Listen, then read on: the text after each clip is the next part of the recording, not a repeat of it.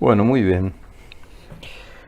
Dentro de la parte positiva de la obra que estamos analizando, San José de Monseñor Juan Carlos Ruta, conviene entrar en un apartado número 6 de la primera parte, de la parte positiva, titulada Los sueños de José.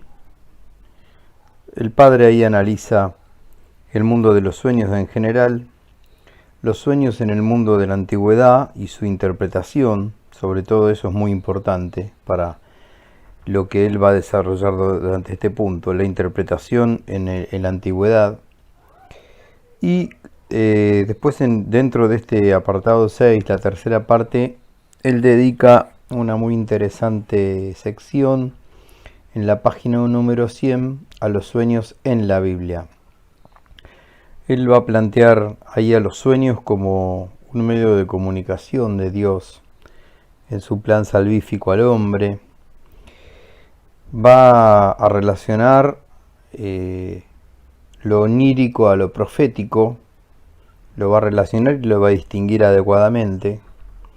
Va a ser después, a partir de la página 104 más o menos de la obra, un contrapunto, un contraste muy interesante entre cómo funciona el sueño en el Antiguo Testamento respecto al sueño en el Nuevo Testamento, en donde, bueno, es muy interesante la tesis que él plantea de la superación de uno y del otro. Vamos a ver que mientras el sueño en el Antiguo Testamento necesita de un don profético revelado, sobrenatural, que interprete el sueño, el contenido del sueño en el Nuevo Testamento va a ser directamente explícito y va a contener una directiva puntual de ejecución que no va a necesitar de una interpretación. Eso después, en este análisis, si logramos hacerlo, me gustaría remarcarlo.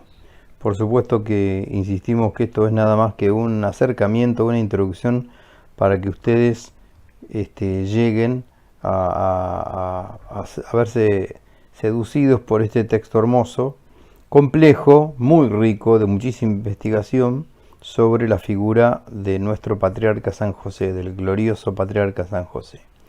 Bueno, muy bien, vamos a recorrer algunas de las líneas que el padre Ruta señala. En los sueños de José, página 92 estamos. Bueno, como intelectual del siglo XX, conocedor ávido de la cultura en la que vivió el padre Ruta, como un apasionado de la literatura y un gran conocedor de la literatura europea del siglo XIX, del romanticismo, lo primero que hace el padre Juan Carlos Ruta es hacer una inmersión en el mundo de los sueños desde el punto de vista de la soledad, de la poesía y de la pura alegría en el fondo del corazón del hombre, típico del romanticismo alemán del siglo XIX.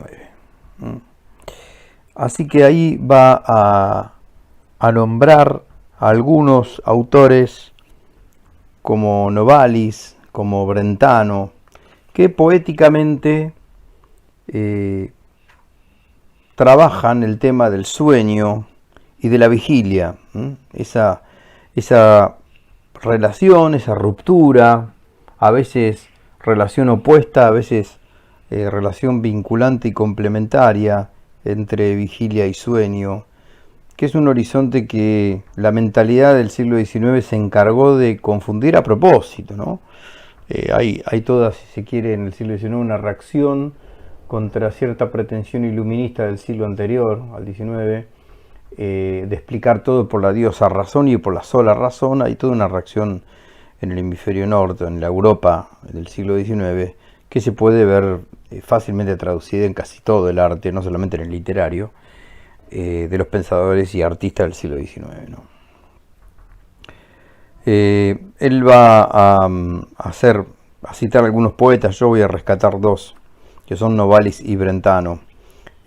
Podríamos ahí en la página 93 parafrasear un poco lo que escribe el autor en esta obra de San José, en donde dice: el sueño, al igual que la poesía y la revelación, es quizás el verdadero estado de vigilia.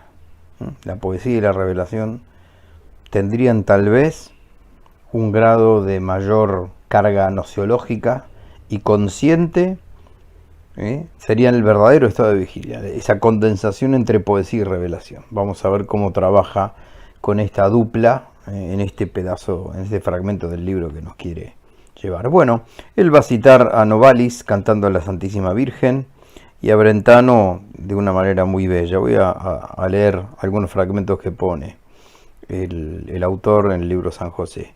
Novalis cantaba a la Virgen María: ¿quién una sola vez, oh madre, te ha mirado, se libera para siempre de los lazos del mal? Yo te he visto en mis sueños muchas veces, con mi pecho extasiado en tu hermosura, y he visto al niño Dios entre tus brazos. Sonreír con piedad como un hermano, pero apartarse luego tu mirada y unas nubes espesas te ocultaron. Este es un sueño que tiene Novalis, ¿no? Donde ve y canta posteriormente a Nuestra Señora. En la poesía de Brentano es el sueño donde el cielo y la tierra, los ángeles y las flores, las primaveras, los inviernos, las alegrías, los pesares, se reúne. Brentano condensa y compone un mundo existencial muy certero, pero donde fluyen con muchísima fluidez todos estos contrastes, todos estos opuestos. Recordemos, Brentano es un poeta que en el mundo católico además tiene una obra, si se quiere una obra en colaboración, no sé si llamarla así. Brentano es el escritor de una visionaria muy famosa, de una beata, Ana Catalina de Emmerich, que tiene una serie de 15 tomos de revelaciones, postrada en su lecho, estigmatizada, gran parte de ellos, y casualmente Brentano es quien toma la labor de a pie de cama escribir más o menos entre 15 y 16.000 folios de lo que la beata vio de la vida oculta de María, la vida oculta y pública de Jesús, la pasión de nuestro Señor, que tal vez es la obra más difundida últimamente a partir de aquella película de Mel Gibson, La Pasión de Cristo, que está inspirada, entre otras cosas, entre lo que Brentano ha recogido a pie de cama de la visionaria o de la vidente beata Ana Catalina de Emmerich, una monja alemana de principios del siglo XIX. Vamos a Brentano hablando del mundo de los sueños y de la revelación, ¿no? Voy a leer un fragmento que el padre Ruta pone aquí, en este libro. Dice, poesía de Brentano: cuando se apagan las miradas, cuando ya no hablan los labios, cuando este corazón que latía vuelve a caer en el silencio, cuando el río de la sangre agota su cálido tumulto, he aquí que el sueño se convierte en espejo y escucho de nuevo el canto de los ángeles, de esos ángeles que a mí me trajeron a la vida. Recomiendo en la página 93 y 94 seguir con esta hermosa poesía. Lo primero que hace entonces el padre es dejarse cautivar poéticamente por la realidad del alma humana y lo que el sueño, ese misterioso estado en el que todos estamos diariamente, lleva, ¿no? Llega la conciencia después a rescatar en estado de vigilia o en estado de nocturnidad, de sueño, esa realidad, ¿no?, onírica. El padre Ruta señala a continuación que, a su vez, él es consciente del siglo XX en el que tocó vivir, un siglo XX signado por el psicoanálisis, sobre todo por las corrientes de Freud y de sus discípulos como Lacan. Él admite y pone aquí en la página 94 que la revalorización del sueño trae aparejados algunos peligros. Y habla casualmente el padre del mito del inconsciente, en donde el alma en busca de salidas hacia sus propias prolongaciones, dice el padre, se empeña en creer que el sueño, el éxtasis, todos los estados de liberación más o menos perfecta de los límites del yo, son más ella misma que la vida ordinaria. Eso es un golpe de timón producida por el psicoanálisis y por toda la filosofía que se despega del análisis de Freud, ¿no? De querer mostrar que en realidad en el inconsciente hay más realidad que en el consciente o en el preconsciente, ¿no? Que ese yo es más real que el yo y que el superyo, para meternos en los esquemas, en los tópicos de Freud, ¿no? Bueno, eso ha sido, por supuesto, que un desborde digno de refutación científica y epistemológica que no vamos a hacer acá, ni tampoco ensaya el padre, pero es consciente del momento histórico en donde él está parado, como amante de la literatura, sobre todo de la literatura del siglo XIX, y además como habitante del siglo XX que está asignado fuertemente por el psicoanálisis y sus desvíos. Bueno, ya un poquitito más adelante, en la obra el autor va a hacer una especie de ensayo sobre los sueños y su interpretación en la antigüedad, en el mundo pagano sobre todo, tanto en el mundo griego como latino. En la página 100 toca entrar en los sueños específicamente en el mundo bíblico. El padre plantea que los sueños son un medio de comunicación divina, son un medio válido de comunicación de Dios con su criatura para su salvación.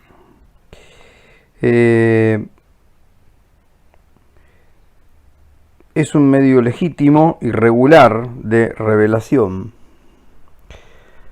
Los sueños reportados en la Sagrada Escritura no se refieren nunca a un mero interés privado de sus beneficiarios, de quienes sueñan esos sueños, sino que el objeto del sueño trasciende a su soñador, por decirlo de alguna manera, para insertarse en el plano específico de la historia de la salvación. Es decir, así como decimos que, por ejemplo, una aparición real y comprobable, o por lo menos aceptada por la Iglesia de Nuestra Señora, la Virgen María, siempre es para dar un mensaje. La Virgen no se aparece para complacer a un alma solamente, sino que para que esa alma, a través de ese mensaje, a través de esa presencia, dé un mensaje. Así también el sueño se presenta como un medio de comunicación divina, o sea, para comunicar algo al pueblo de Dios en el plan de salvación. Los sueños importantes de la Biblia hacen remontar siempre a Dios, aunque el soñador no siempre sea israelita.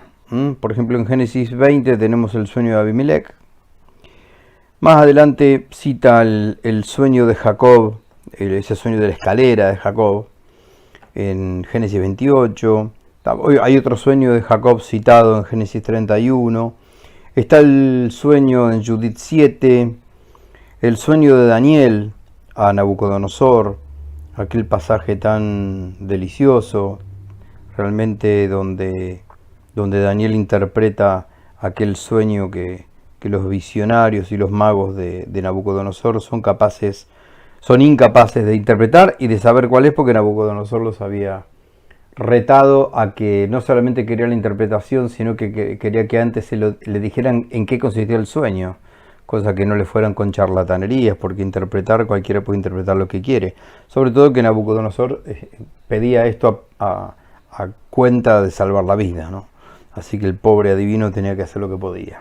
Bueno, Daniel, tocado por la mano de Dios, después de oraciones, logra decirle a Nabucodonosor qué es puntualmente el objeto del sueño, y además cuál es la interpretación que Dios le da sobre el mismo, ¿no? El padre Ruta señala que dentro de estos límites se puede hablar en primer lugar de una concepción positiva del sueño que recorre toda la religión veterotestamentaria, desde los tiempos más antiguos a los más recientes. No solo se conocen casos aislados en los que el Dios viviente se ha hecho sentir en sueño, sino que la experiencia onírica se convierte en un trámite revelatorio normal, un componente legítimo del yavismo.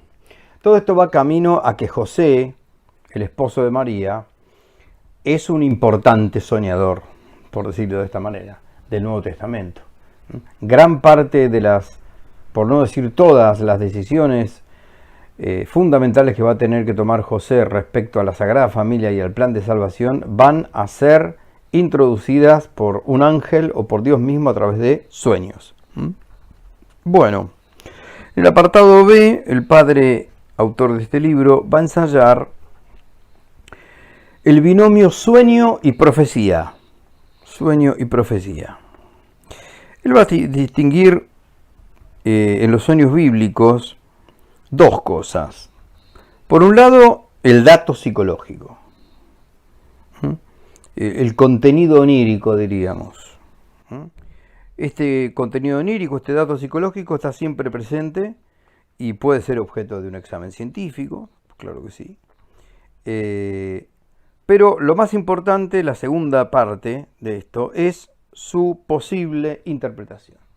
Y su posible interpretación, el autor señala que siempre es de carácter sobrenatural, porque esa interpretación de ese sueño está ligado a una intervención divina que a través de un sueño se manifiesta. Es decir, que es solamente cognoscible a través de una lectura e intervención de orden profético, de interpretación de orden profético, diría mejor, no más que intervención. Es decir, que ese sueño y profecías es una realidad complementaria que hace que ese sueño sea lo que Dios quiere que sea y no otra cosa. El padre señala que para que puedan inequívocamente ser reconocidos como divinos y ser aceptados como auténticos, se requiere la intervención del profeta o el contacto con el espíritu profético. Es una constante en el Antiguo Testamento que al ser los profetas aquellas personas a los que Dios comunica sus decisiones y en cuya boca pone su propia palabra, escuchamos frecuentemente oráculo de Yahvé, oráculo del Señor, incluso las visiones que estos profetas frecuentemente reciben como beneficiarios, muchas veces permanecen cerrados en su propio simbolismo hasta el momento en que Dios da con su palabra la llave interpretativa. Ahí figuran citas muy ricas como Jeremías 1:11 al 19 y Daniel 7 del 1 al 18, como también Daniel 8.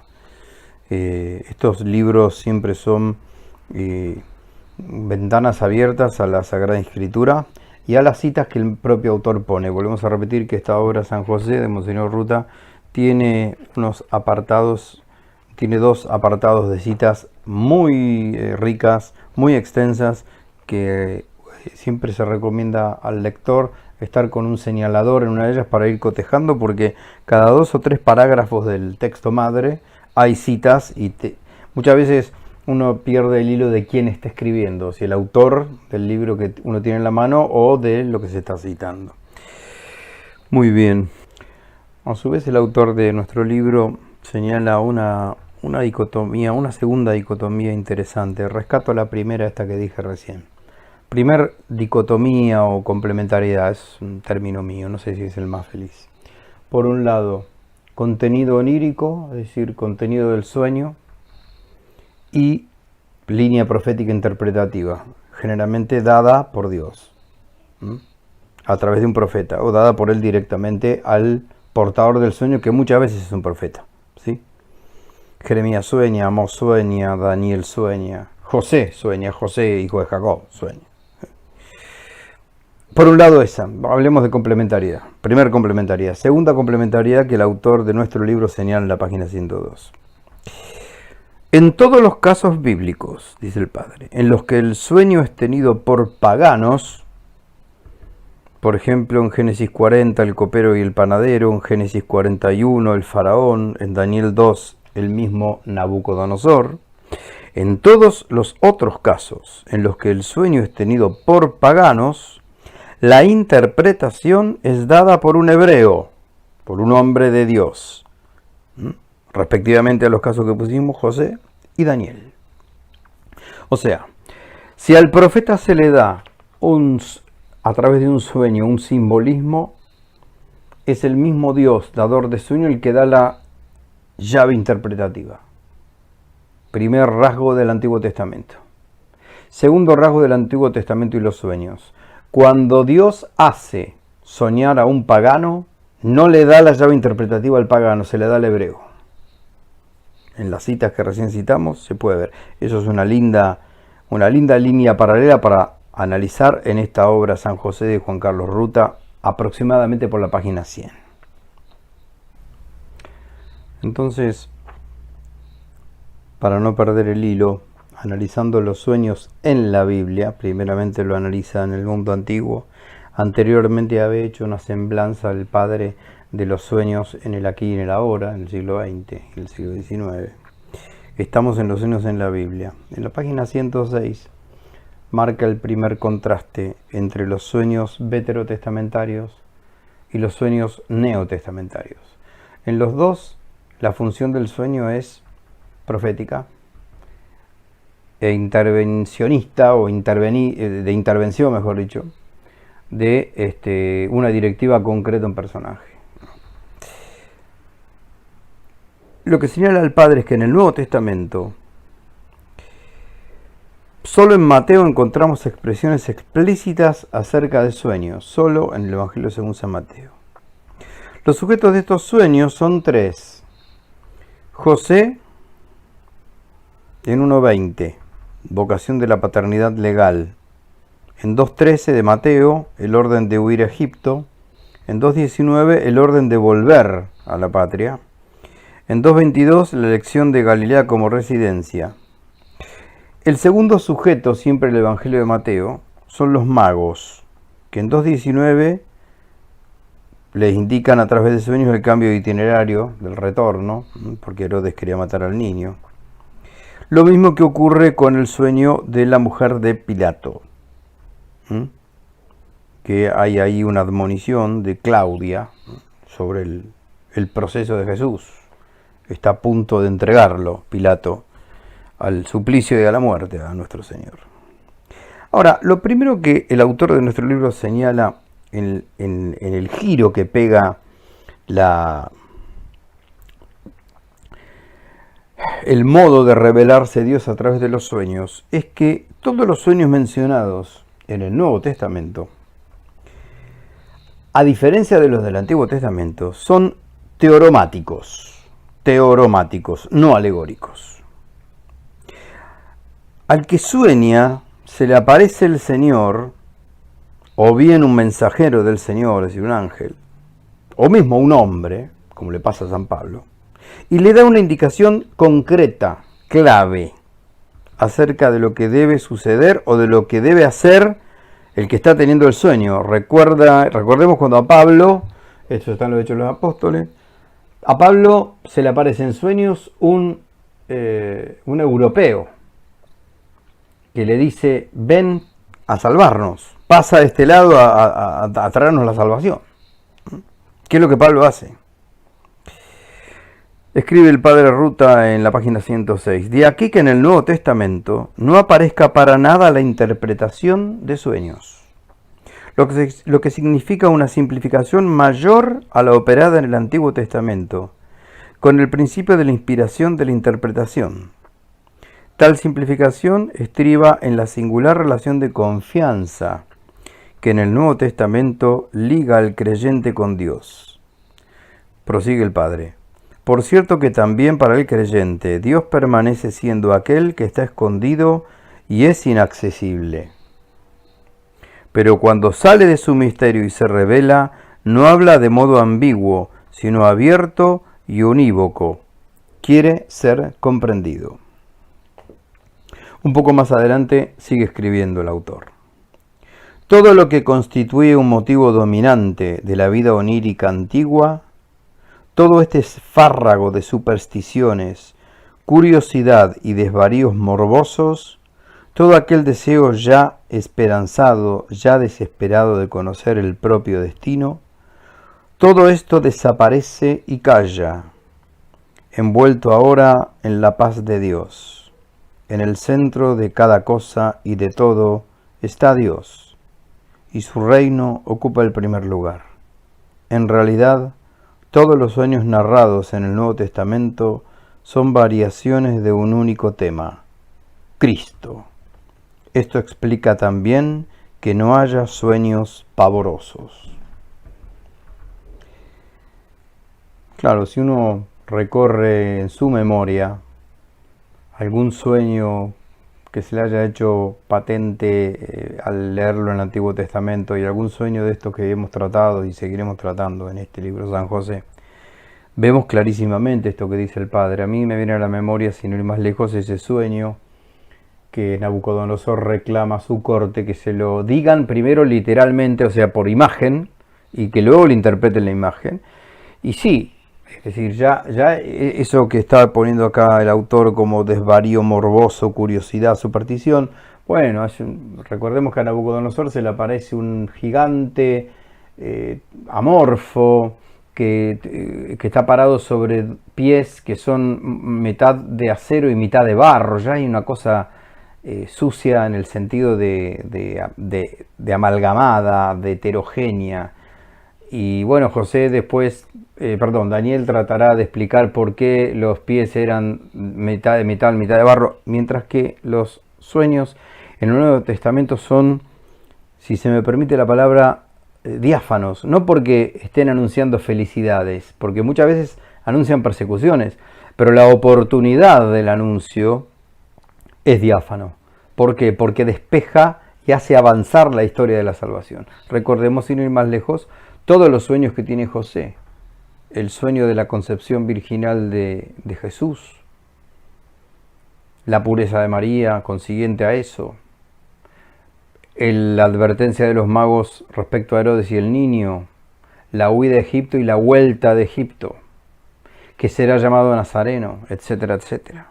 Son mucho más concretos y límpidos. Esto es lo que está tratando de señalar el autor. Muy bien. Un poquito más adelante, en la página 117, siempre dentro de los sueños de José, el autor va a mostrar interpretaciones por santos padres o por escolásticos de estos sueños de José. En Santo Tomás de Aquino aparece expresada una cuestión respecto a una cuestión fundamental al sueño, al análisis del sueño, que es la del grado.